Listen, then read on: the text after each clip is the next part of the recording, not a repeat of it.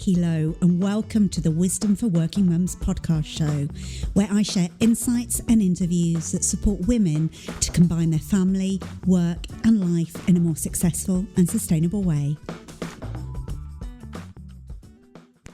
As mums, there's probably not a week goes by that we don't worry about the well-being of our children in some way, shape or form. But 2020 has been the year that worrying about our children's well-being has reached a whole new level.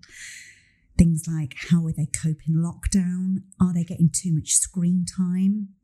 Are they becoming too isolated? What if they get the virus?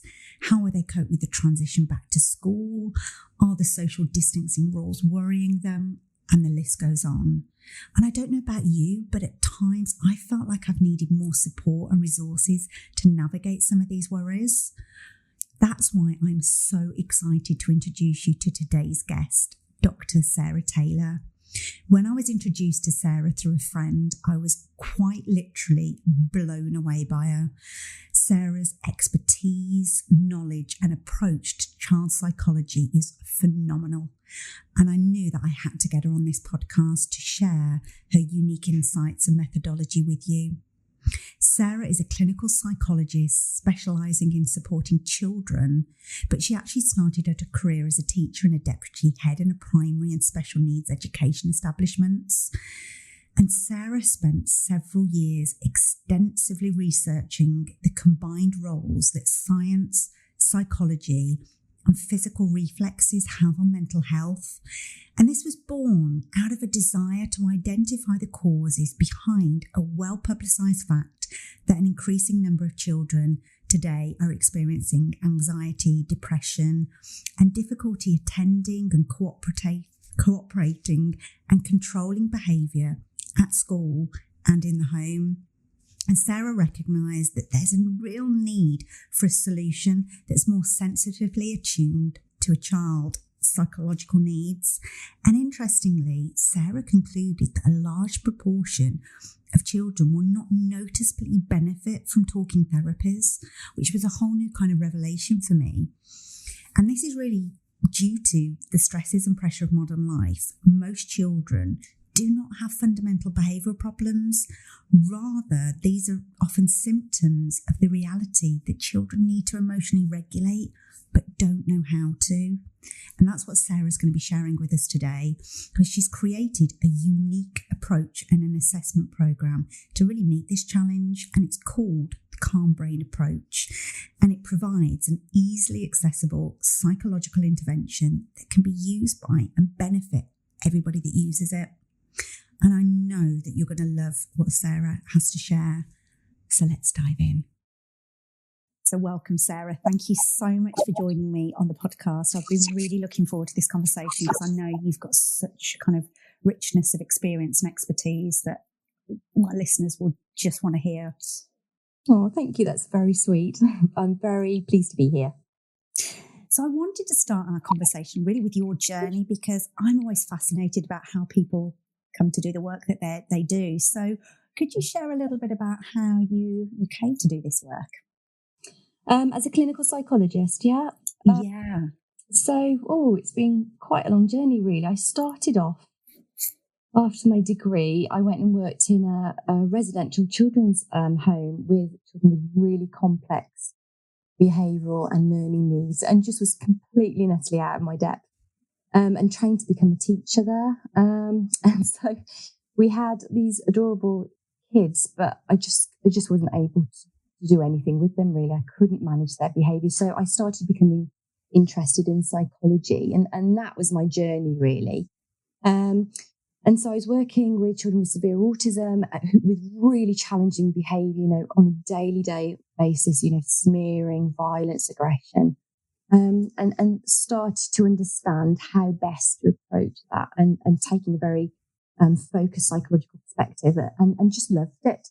I've always been interested in emotions, and so I did my master's on, I was thinking about it, emotional development of children with complex needs. And, it started from there, and, did my teaching, and then went on to this journey of saying, actually, I really want to retrain and become a clinical psychologist. And so that's how it started. And, during my professional work, I've worked in multiple settings, paediatrics, inpatient wards with children with and young people with severe mental health, learning disabilities and autism. Worked in CAMS, doing a lot of diagnostic work.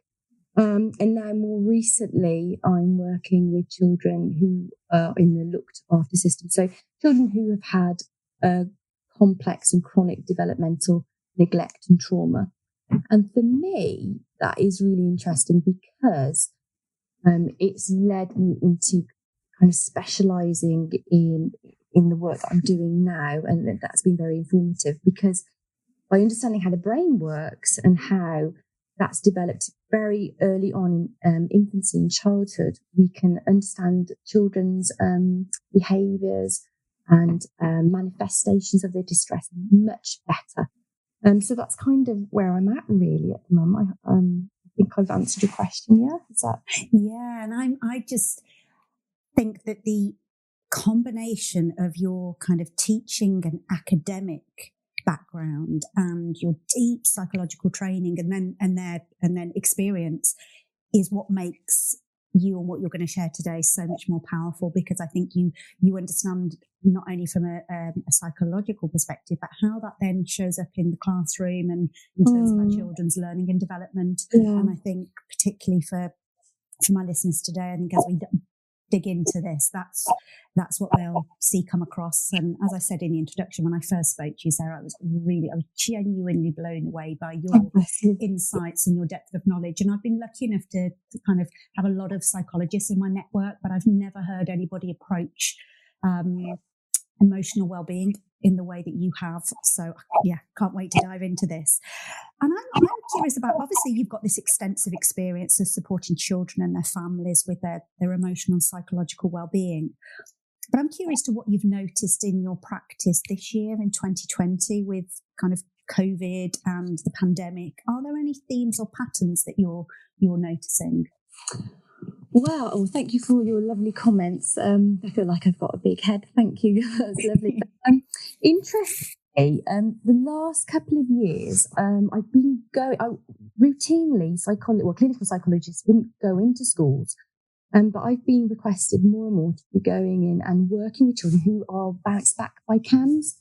So what you're seeing is these trends of children with manifesting these difficulties and teachers and parents knowing that there's issues there, but it's not seen as a mental health problem. And I find that really interesting. And now that we're coming in we're not really coming out of it, are we really? But with the pandemic, there's been a massive impact. I was looking at research actually around this, and we can actually put this on your links afterwards, but there's a report that looks at schools' responses to COVID-19 and the challenges that schools are facing.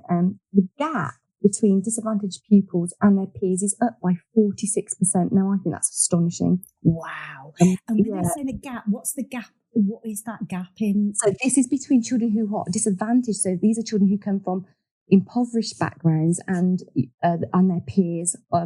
So it's even widening even more, which is really, really concerning. So is that their learning and their development? So it's everything, their emotional, social, development. And also teachers. So these are people, they know what they're seeing. I think we really need to give credit to teachers because, it's so difficult for them. They're expecting to be a teacher, a support worker, a counsellor, a social worker, carer, all these kind of professional roles, which they haven't got the training for. And teachers reporting that 44% of their pupils need intensive catch-up support. So, out of this, we're seeing, collateral damage here. And so it's very important that we're thinking very focusedly and sensitively how we support children. Yeah. And I just want to clarify, because you've mentioned CAMS a couple of times. For those that may not be familiar with CAMS, would you just explain what the acronym means? And oh, I'm so sorry. Yes. So in the UK, but this will be, worldwide, but in the UK, CAMS is our mental health service for children and adolescents. And typically these were children who would be seen by CAMS, but so by a CAMS professional would be people who are exhibiting either neurological difficulties, so, children with autism or ADHD, and children with mental health, so, extreme anxiety and depression, really, which is affecting their everyday functioning. And, with eating disorders and suicidal ideation. And really, schools are quite poorly equipped to deal with this. And this is why we're seeing so many children having problems and there not being adequate services to meet the demand. Brilliant. Thank you for clarifying that. So in terms of, from your perspective, this increase of kind of 44%, what do you think is kind of fueling that? Is it that they're being more in isolation? They haven't had their social contact? Is it, the general anxiety that's in our kind of culture at the moment around this? Is it kind of increased screen time? What do you think has been feeding it? Oh, Nikki, I think it's all of those, really. I think it's very complex to kind of get around it. So you've got pockets of children, really. You've got children who have actually been affected by COVID through grieving. They've lost someone. So, that's massive. The trauma related to that is devastating. So you've got those types of children. So you've got children also who've experienced trauma, or had neglectful experiences in their past. So, they're not near their safe adult because we're having to respond in different ways to children in our care now. All that social distancing and a lack of that close contact has got to stop. We've got children with learning needs. So, you think of children who, might find maths quite difficult, whereas the anxiety, and we can talk about the brain if you want to and how this operates, but actually learning in these environments now has become more and more difficult and heightening for children. And actually social connotations as well. So children can't freely mix with children in the playground. So they're in these bubbles. And actually, I heard from one family that they're really upset because their two little boys, they can't play with each other on the playground because they're in different social bubbles, because I think they're in different key stage classes, and just having that connection with each other. And, hey, I'm okay, and we'll see mummy later or whatever, or, how's things going. That's stopped. So actually a lot of this is fueling this. And also now the environment's become very uncertain and very unpredictable. So we're seeing long queues and irregular washing. So it's very anxiety provoking, and also teachers are very stressed, and that, they're wearing all these, face masks. And so that eye contact and that connectivity is being reduced because there's a restriction. And so all that adds into it. So there's lots and lots of factors that feed into anxiety. It's not a one description that fits all. There's lots of multiple factors. And that's why, when we think about things psychologically, it is quite complex because it's so abstract. But worryingly, also the children that are more robust and who, routinely do well, they're being affected as well. These are the children that we would call securely attached from an attachment theory perspective. So these are the children who have predictable and consistent and nurturing relationships with their parents or their caregivers. These are the children who predominantly do well, but actually now they're taking on a lot of their adult fears. So, children, thinking about, am I going to contact it? Am I going to give it to my grandparents? Am I going to give it to my parents? How do I take responsibility for this? What is it my responsibility to wash hands? All these kind of questions that revolve around that. How do I show people that I care for them if I can't touch them or be with them? We've seen the really sad pictures of I think which the Duchess of Cambridge has done, hasn't she, about just sort of capturing the emotional experiences through COVID, and grandparents not being able, seeing their grandchildren through glass, and how to express that. So these have all got connotations, haven't they? Yeah, and it's just making me think as you were talking then that my goddaughter lost her dad when she was 3 years old, and she's now 9, And she's recently, really struggled going into school. And when it comes down to it, she's really scared that she's going to lose her mum. And she's like, what happens if I bring COVID home from school and you get it and you die? And you're like, how they're processing that in their brains. You see this a lot as well. I've seen this a lot in clinics where you do get some children who are very securely attached. I think sometimes we ignore this. Our work is very focused on the sort of demonstrable behavioural issues, but actually a lot of children.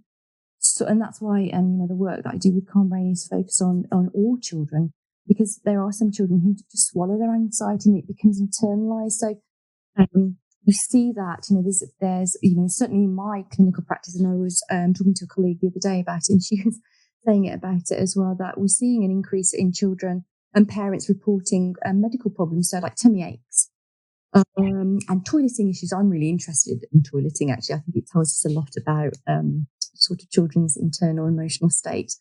But these are all and headaches, these are all manifestations of anxiety. But going back to what you were just originally saying about your goddaughter, I'm so sorry about that.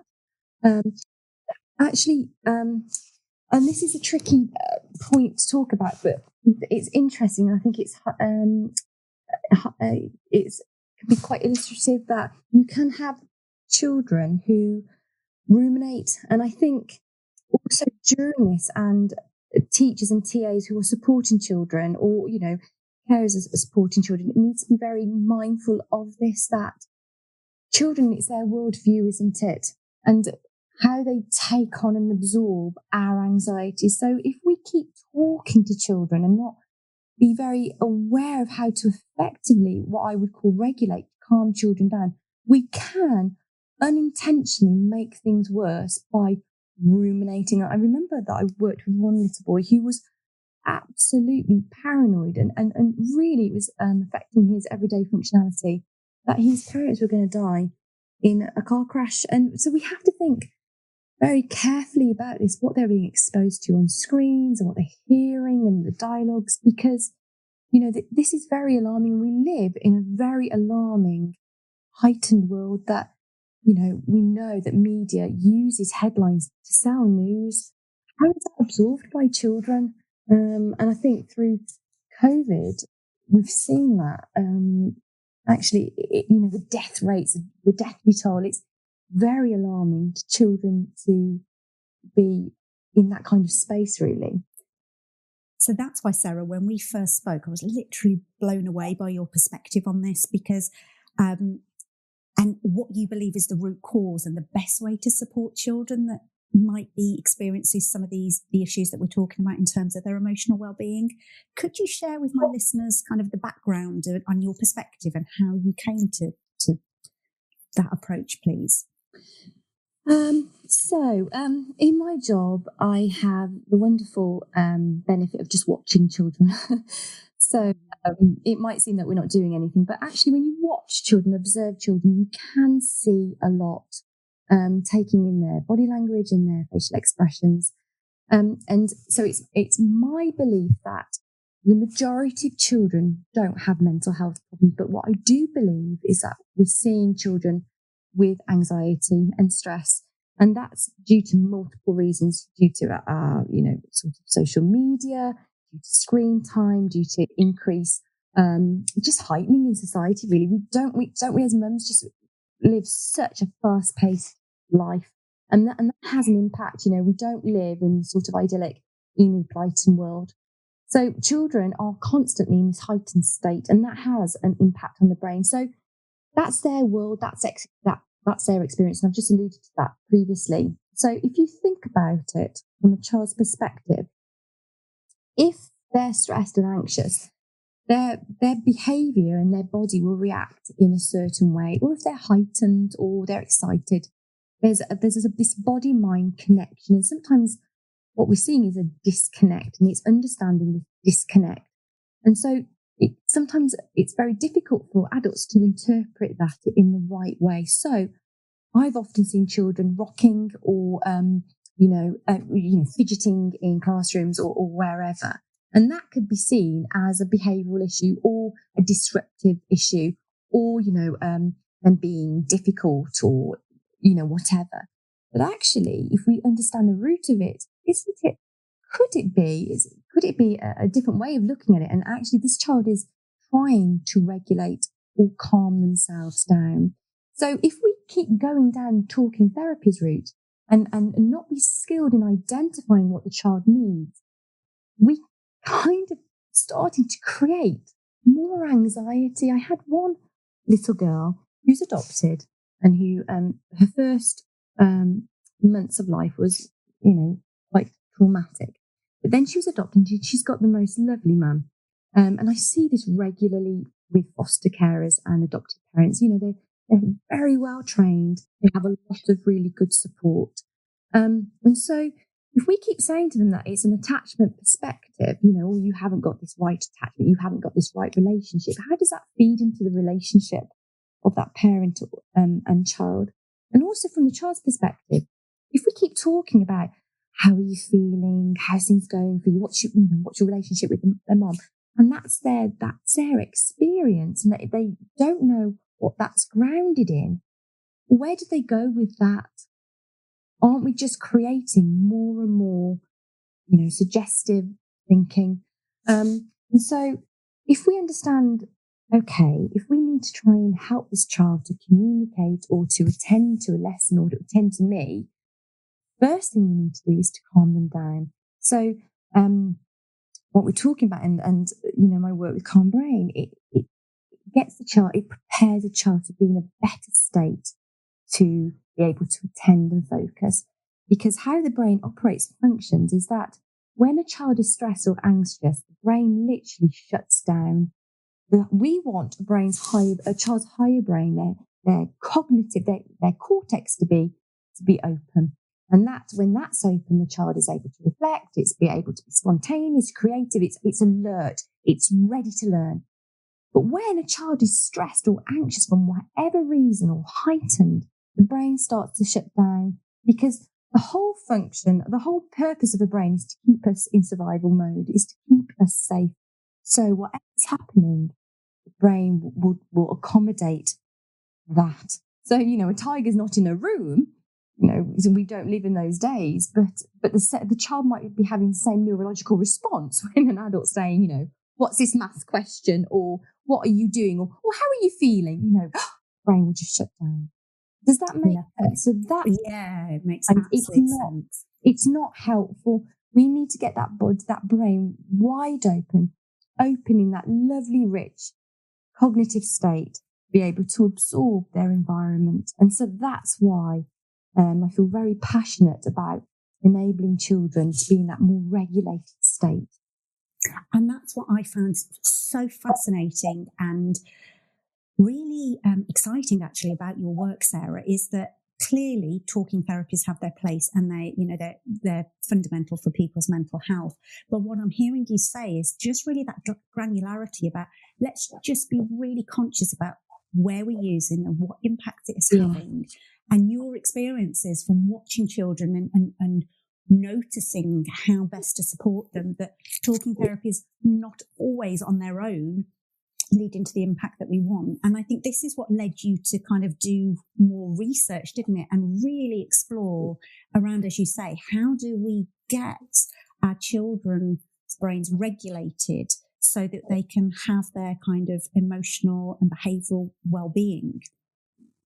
Yeah, and so Dr. Perry has been really pivotal in my work, my recent work, and my understanding around this. So he talks about to make any change, we need sensory input. And so to make change to the neural network, it's repetitive, rhythmic, sensory-rich information that needs to go in. So if you think about children, it's like learning a language, if they need to learn, any type of language, or if they're learning language as a little one, we do it repetitively, don't we? We would do it in a sing-songy voice, hello, and over time the child will respond and say hello, and they learn language that way. So if we're thinking about children and how they respond in their environments, in their learning environments or at home, it's got to be, so anything needs to be repetitive. So that nurturing a response needs to be repetitive throughout the day or throughout over time, really, and on that continuity. And so with COVID, that is being disrupted, because that regulatory touch or that warm response of going down to a child, that's all changing, isn't it? So the neural networks and that sort of how a child's brain is being developed is being disrupted, really, and having a different type of social connection, which we need to be mindful of. Absolutely. And you've mentioned the calm brain approach a couple of times. I'd love it if you could share with my listeners actually what this is and what it does, because I think this is the really powerful piece. And if you also wouldn't mind, Sarah, sharing how this came to be in terms of noticing the brain development, because I know when we spoke originally, you shared with me about actually right from when children are born, some of the things that we now do in a modern world that are very different to what we may have done even 20, 30 years ago, and the impact that might be having on some of our emotional regulation. Yeah, so in my work locally and sort of in the region, I was really concerned about a couple of children that wasn't having any intervention or any focus work, and they were going down what I believe was the wrong route, which, with a lot of children, they're sort of referred for an autistic assessment, and I didn't believe that these children had autism. But that's very difficult because I knew that there was something, the teachers and the parents were communicating very clearly that they were having difficulty with these children. And so, as I said before, when you observe children, when you see that and you have that opportunity, you can actually see that there's these patterns, there's trends. And I was seeing these patterns and trends in multiple settings. And one of these trends was thinking about how children move. And that's what Calm Brain is based around. Now, I'm really passionate about movement and the development of how that happens. I think I mentioned early on that, one of my main areas of interest is child development. And so thinking about experiencing in utero and those early infant, that time span from early infancy to childhood. And what we know and what research shows to us is that movement grows the brain. It's absolutely pivotal for the developing brain. And so in modern culture, what we're having is that a lot of that is restricted. So children are not having that free ability to move. So if you think about a child in utero, what are they doing? They're moving very freely, and then they're born. And so their first experiences is that they have to fight gravity. They can't move when they're born. And that process starts. And the first thing that is developed when a child is born is their brainstem, their lower brain, which keeps them in that survival mode. And so this works in harmony, and how the movement develops the brain and the nervous system is absolutely critical to how we think about children's presentation today. So things that restrict children's movement is car seats and buggies and walkers. Children are not having those early experiences of just freely moving, and also the health and safety issues. We don't really put children on the floor now. So children need to go through this developmental phase where they're on their tummy. That's why tummy time is so important.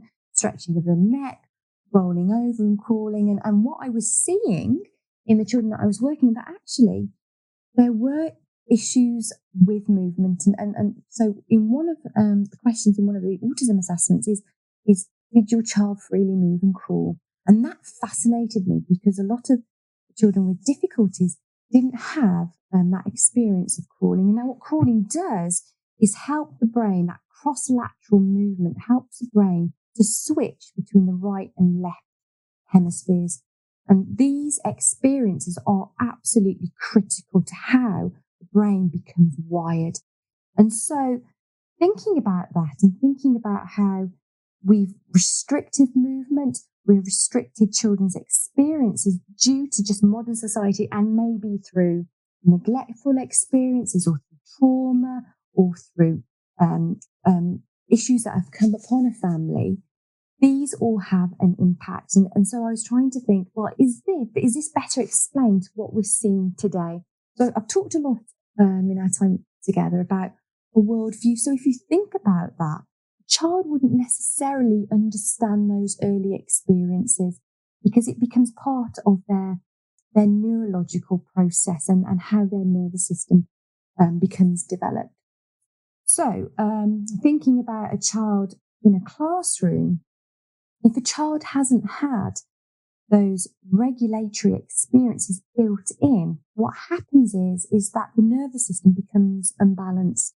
And so for me, a better way of explaining anxiety or difficulties is more about this alarm system. And I talk a lot about, in what I write and in the conferences that I do, about children having an overactive stress response system.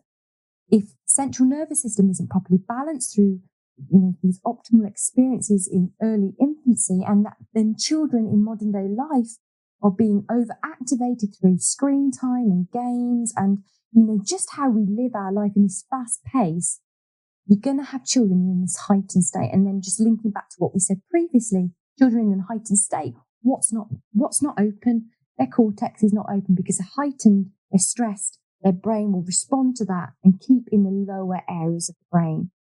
And so what we're seeing is that children, so when we think about talking therapies or parents and carers and teachers and TAs talking to children, they're working in an emotional and a nurturing way, but actually they're not working or thinking about that lower area of the brain, calming that down. So if you understand how the brain is developed, they're going too high. And so they're not getting down to the real depths of the lower brain. Calm that down. Then children are in a much better state of responding to what they're witnessing or seeing or experiencing in a classroom environment or in a home environment. Does that make sense? It makes absolute sense. And so you've come to develop this calm-based approach, which is kind of a movement-based intervention, isn't it, that's used in classrooms with schools? Yeah, so it happened accidentally on purpose, really, which is a kind of a cute way of describing it, but it did, honestly. Worried about some of these children. So I knew, linking back to what we just talked about these movements and these really important movements that children have to do, these rhythmic movements that babies and infants experience. When I was seeing children rocking, they're kind of going back, they're emotionally regressing to this state. That's what I was intrigued about. And actually in the classroom environment, they're not allowed to do that because it's disruptive. So children were communicating to their teachers or their carers, I need this, but we were actually, again, restricting and stopping it. So I was thinking, well, let's give these children an opportunity to do this. So that's how my Calm Brain came about, which is, very short movements, like 2 minutes that teachers do at key transition points. Transition's very difficult for children because, again, it's that unpredictability, that unknowing, what's happening. When children are in the moment, they're okay. But when children have to, project their thinking, that's when anxiety, that monster comes about. So we would do a Calm Brain movement at key points within the day. It only takes 2 minutes. And we're seeing, actually, the response that we're seeing is overwhelming. In fact, the team have just told me now that a school has got in contact saying, "Oh, please, get it up and running. We desperately need it up and running. We need it to access." And we gave it free to all our parents through COVID because the desire to have it was so great, really. And I'll put the links to it in the show notes, Sarah, because I think it would be amazing for people to take a look on your website and have a look at it. Yeah. For the purpose of this conversation, obviously the calm-based brain approach is for in schools. But I think all of the theory and the extensive research that you've done in terms of mapping all of the kind of neurological connections and what that means in terms of movement is just mind-blowing. But if we take it back to what does that mean for a working mum that's listening to this, and how can we as mothers best support our children, particularly at the moment? Yeah. And, so I was... Sorry, you want to hear what I would suggest? Yeah, sorry to cut you off then. So school children have to go to school, don't they? And I think we were saying the other day or before, it's difficult because, children might not want to go to school, but they've got to go the next day. And the next day it's a very real reality to us. And, Yeah, thinking about, so what would be helpful for you, Nikki, for your readers, not readers, for your listeners? Is it kind of strategies to help me think about how I can support your listeners? Yeah, so we'd spoken, my son is somebody that normally runs into school, loves it. He's kind of, can I go to breakfast club? Can I go to after school club? But we've had a couple of mornings where he's literally cried at the school gates and not wanted to go in. And actually, it shocked me because I felt really, unprepared for it because it came out the blue, or it felt like it came out the blue. And also really unresourced to what do I do in this moment? Because in that moment, your child's got to go into school. So there's that logical part of your brain, but then the emotional kind of mother instinct is my child's distressed. I can't even walk them into their classroom because of COVID.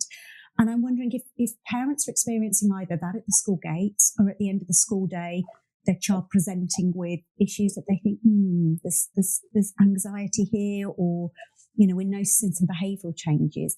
What can we do as parents to help with that emotional regulation?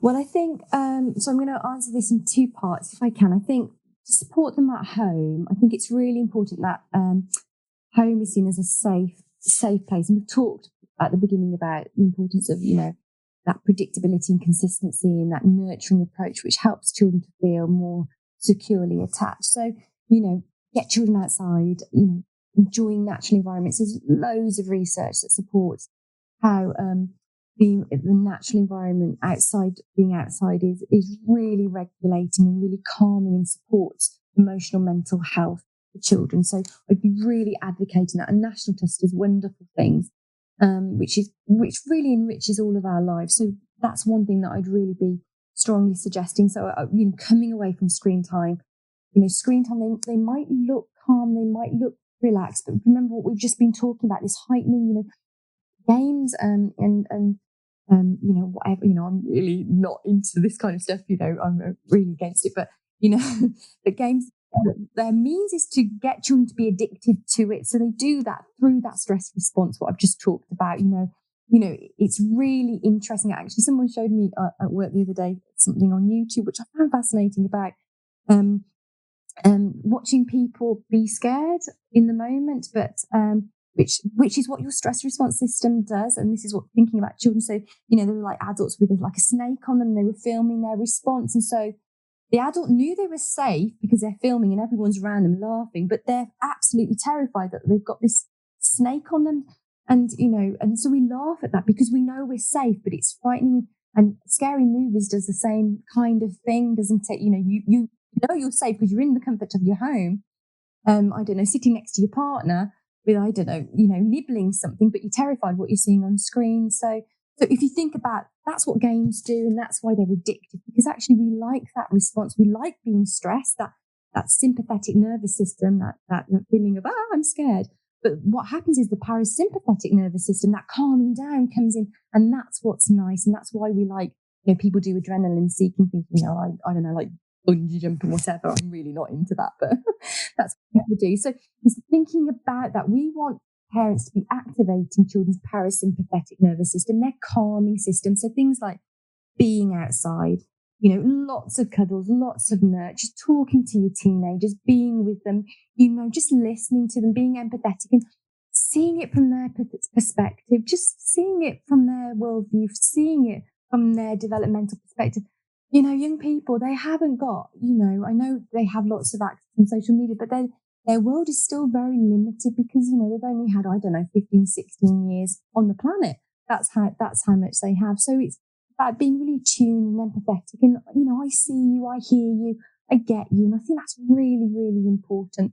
I remember one young person being very distressed in clinic with me saying, and it really stuck with me saying, it really saddens me that I frustrate and I irritate my mum so much.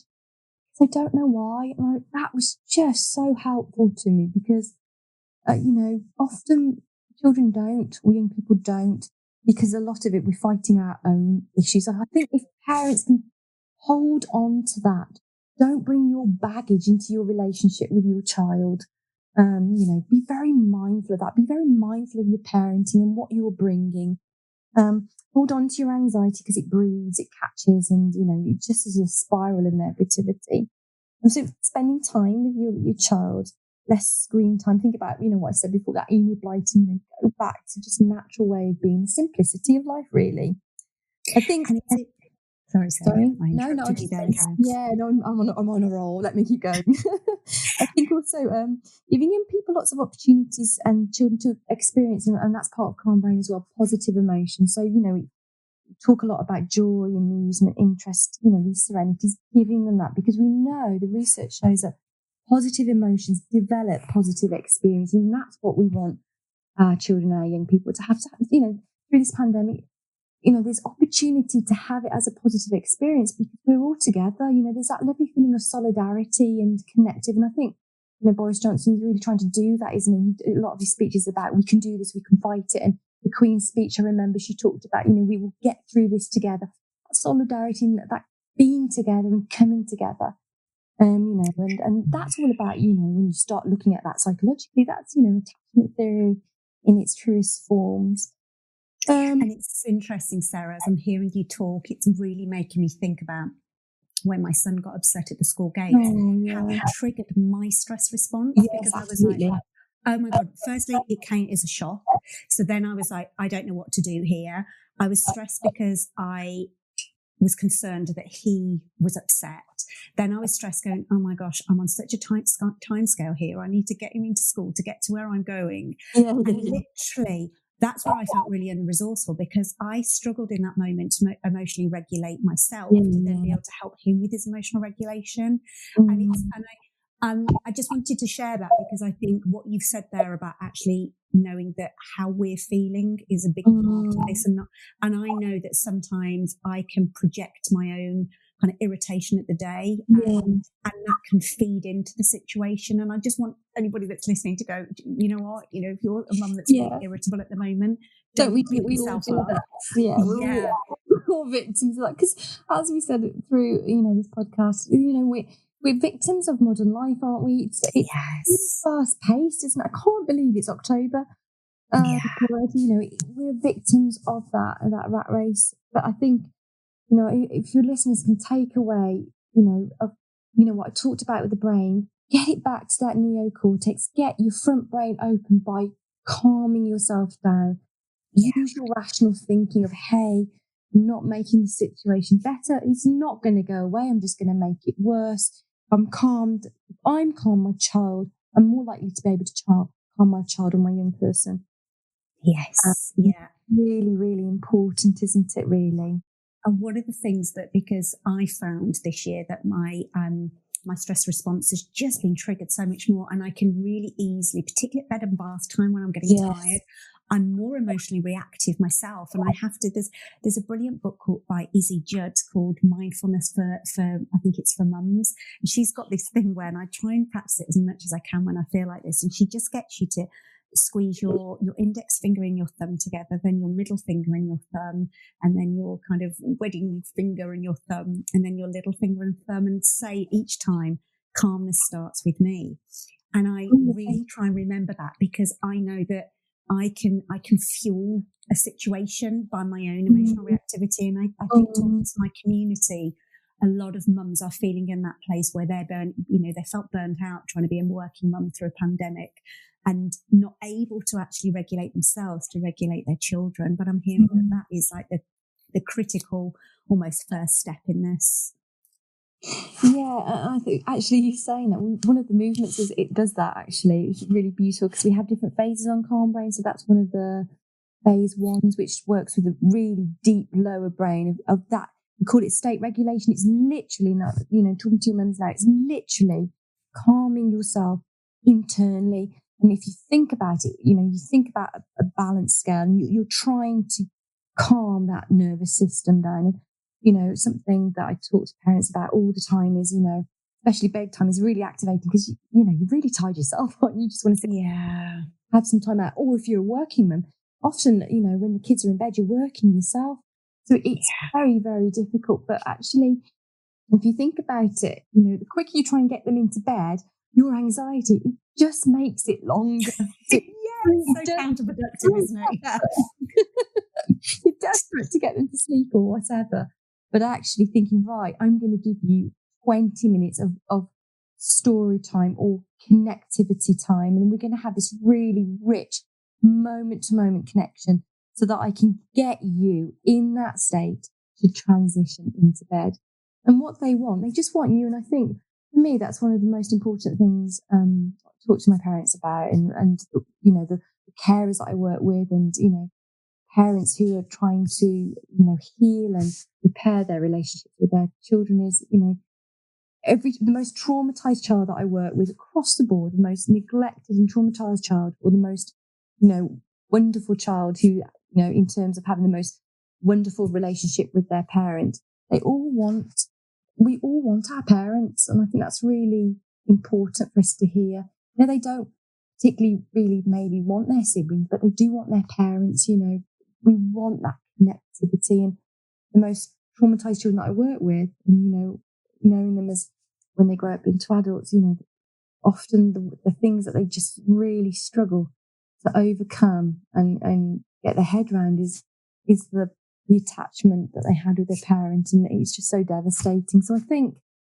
it's about parents being very mindful in that moment. My child needs me, and I need them, because we're developing a relationship, aren't we, that has longevity, and it's very beautiful.